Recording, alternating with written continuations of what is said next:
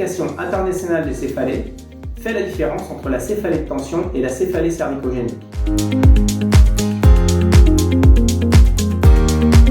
Des drapeaux rouges, oui, et l'investigation médicale est bien sûr essentielle.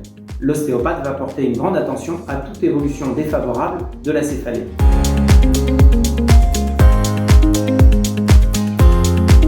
Lorsque l'on parle de céphalée cervicogénique, on parle de cervicale. Et lorsqu'on parle de cervicale, on parle du test de l'artère vertébrale, de la possible insuffisance vertébro-basilaire.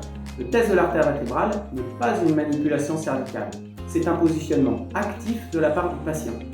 Ce test présente une haute spécificité. Si le test est négatif, eh bien, il y a peu de probabilité d'être face à la pathologie, sauf que ce test présente beaucoup de faux positifs. En effet, lorsqu'on effectue la rotation des cervicales, eh bien, on diminue le flux sanguin de l'artère contralatérale.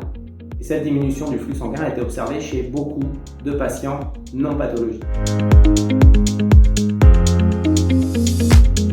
Au cours de la formation d'écho, on va pratiquer plus d'une dizaine de tests, dont le test de l'artère vertébrale.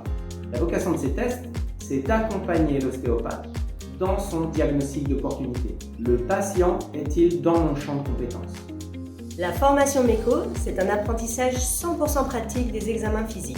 Vous allez maîtriser les régions appendiculaires supérieures et inférieures, lombo-abdominopelviennes, thoracoscapulaires et cervicocéphaliques.